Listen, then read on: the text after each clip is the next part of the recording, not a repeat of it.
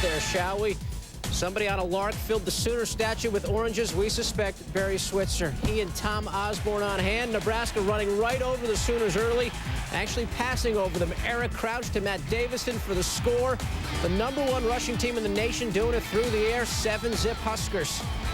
Nebraska goes right back to work next series. Crouch, the guy's a running back masquerading as a quarterback. 103 yards rushing, 14-0 Huskers. And that was the last we'd see of the Nebraska offense all day. Bring on Josh Heupel, known for his arm, not his legs. But Heupel going to tuck and run, and he gets it all the way down to the 21. That would lead to a Quentin Griffin touchdown. It's 14-7. It's on, baby. It's on. Still in the second, Heupel. Watch this catch by Andre Wolflick. The ball pops up in the air, and he just brings it down with the left. This was Lynn Swann in Super Bowl X. Swann actually doing sideline work for this one, and that is swell. Same series, Heupel deep again, this time for Curtis Fagan, who is lonely. Fagan, 6 catches, 95 yards. We're all tied at 14. It was 17-14 OU. Josh Norman carried the ball once, which makes this a great carry-to-highlight ratio. 24-14 Sooners at halftime. Third quarter, more from Oklahoma. Crouch under pressure. Torrance Marshall dragging him down. The first sack allowed by Nebraska in 4 games.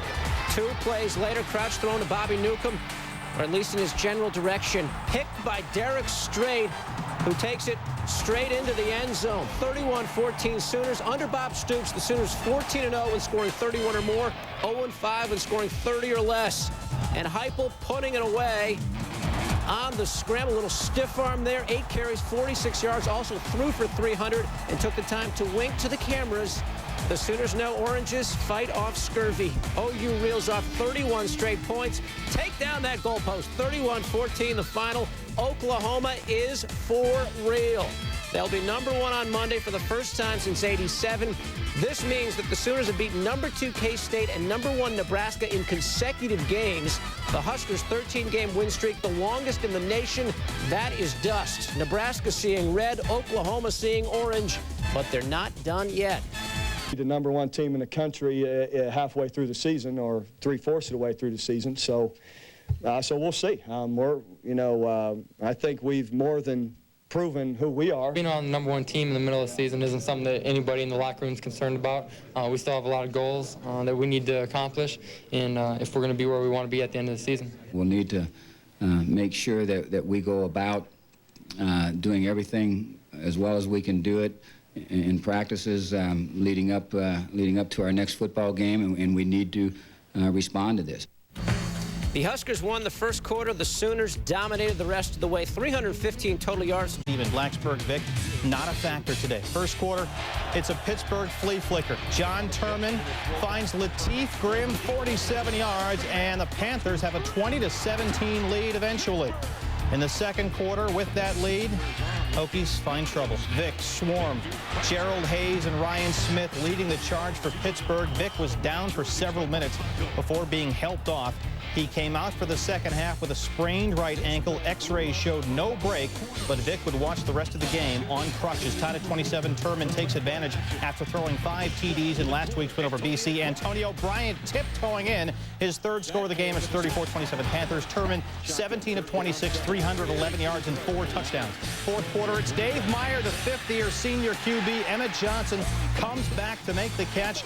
This would set up tailback Lee Suggs' third touchdown of the game. Suggs carried the load without Vic, 28 rushes, 164 yards. Tied at 34 now. Meyer to Andre Kendrick. Hokies trying to get close for Carter Worley. Meyer led them on a 13-play, 74-yard final drive. Final seconds, Walt Harris dressing. Worley from 27 for the win. Money. Virginia Tech, without Michael Vick for the second half, survives a scare. Hokies now 8-0, 6-0 in Big East play. It's a record 14th straight conference win for the Hokies, who extend their regular season winning streak to 19 games. Now, Virginia Tech has a crucial game at Miami next week. Vick's sprained right ankle will be reevaluated Sunday once the swelling goes down. Hokies trainer Mike Goforth said, "We don't think it's that severe." Mr. Heisman is sweet on the Boilers. Fourth quarter, Ohio State up 10. Drew Brees buying some time, buying some more time. Finally finds John Standiford in the corner. Purdue within 3. Next Purdue possession. Breeze to Vinny Sutherland, who shrugs off the D. Vinny, 10 catches, 142 yards. Purdue goes up 24-20. Purdue ball in their own 36. Just before this, Joe Tiller told Breeze, don't be a hero. Drew forgot. Picked off by Mike Doss, his second of the game. Breeze saves the touchdown. Ohio State would punch it in to take a 27-24 lead. And Breeze comes right back. No fear. And he goes right back at Doss. Chucking for Seth Morales. See ya. Breeze throws 3 touchdown passes in the fourth quarter. Throws for 455, 39-65. The Boilers beat the Buckeyes 31-27. So the Boilers will clinch a trip to the Rose Bowl with wins over Michigan State and Indiana. Bob Greasy was their QB the last time they played in the Rose Bowl. It's been trying to upset Oregon's Rose Bowl hopes. Third quarter, Jeff Crone finds Todd Heap. Full extension. Another look, the tight end Heap, the one-arm grab. Crone completed 21 of 34, 432 yards and 5 touchdowns. Fourth quarter, Mike Williams is busting tackles. 59 yards. Sun Devils would lead 49-35. ASU totaled 667 yards of offense against a Ducks D ranked 10th nationally. 1:27 left now. 4th and goal. Oregon is down 7. Joey Harrington finds Justin Peel, but Willie Daniel gets the tackle on the one, saving a touchdown. The Sun Devils get the football, they hold, but trying to run out the clock, they get sloppy. Mike Williams, who broke the long touchdown run we just saw, fumbles this time, and the Ducks recover. Oh, the irony. First play after the turnover, it's Harrington. He'll find Peel to tie it at 49. Harrington Saturday, 26 of 43, 434 yards and 6 touchdowns. In overtime now, Ducks up 56-49. Crone hangs in and finds Richard Williams. Williams' second TD. Bruce Snyder's Sun Devils are down 1 here, so he decides to get tricky and go for 2. The extra point is a fake, and Crone will look for Todd Heap, who made the great catch. Noonan. Oh, man. The guy that made the diving catch that started this highlight can't hold on. Another look, more irony. And the Ducks escape 56-55. They never led in regulation. Joey Harrington, 6 touchdown passes, tie an Oregon record set by Danny O'Neill against Washington State in 1994, which coincidentally was the Ducks' last Rose Bowl season. Oregon now 7-1. They stay the Pac-10's only unbeaten. Valley Woody Dantzler left at halftime after re-injuring his left ankle. Third quarter, this is Brian Mance on the punt return team. He is the punt return team, 88 yards. Clemson up 21-16, but the teams changed leads 3 times in the final 6.5 minutes. Fourth quarter, it's George Godsey for Kelly Campbell, 48 yards. Campbell tied a school record with 14 catches for 209 yards. Yellow Jackets convert the 2 and lead 24-21. Ensuing drive for Clemson, 2:02 left, back up Willie Simmons. Look at the great catch by Rod Gardner, and the Tigers retake the lead, 28-24. Simmons threw for 131 yards, filling in for Dantzler. 13 seconds left. Godsey for Kerry Watkins, and watch the catch. Oh, Georgia Tech wins 31-28. Watch it again. The great adjustment and then the one-handed grab by Watkins. Tech wins in Death Valley, giving Clemson its first loss. Tigers drop to 8-1, 6-1 in the ACC. Tommy Bowden's team can still win the conference, though, provided they beat Dad Bobby and Florida State in next week's Bowden Bowl. A career day for George Godsey, 35 of 57, a school record 454 yards. Former Seminole assistant Chuck Amato up against old boss Bobby Bowden. First quarter, it's Chris Weinke connecting with Anquan Bolden. Weinke's 69th career touchdown pass and his NCAA leading 23rd this season. FSU has outscored opponents 99-14 in the first quarter this year. 48 seconds before halftime, Phillip Rivers picked off by Tate Cody against the FSU defense. The Wolfpack only 119 first half yards. That was a season low for them. Seminoles roll. They are now 8-1, 6-0 in the ACC, and 2 wins away from their 9th straight conference title. Travis Minor ran for a season-high 129 yards.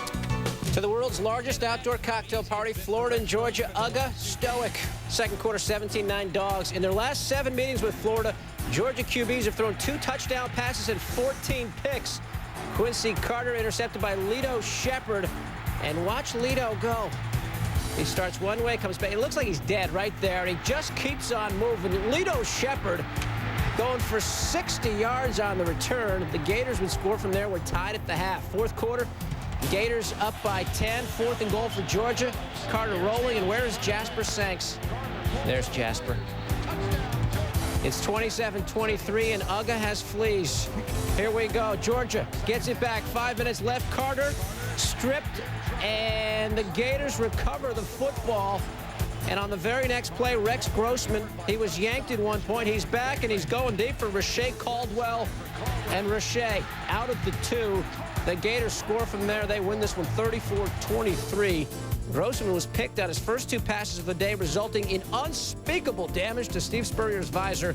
But Grossman comes back to engineer the win.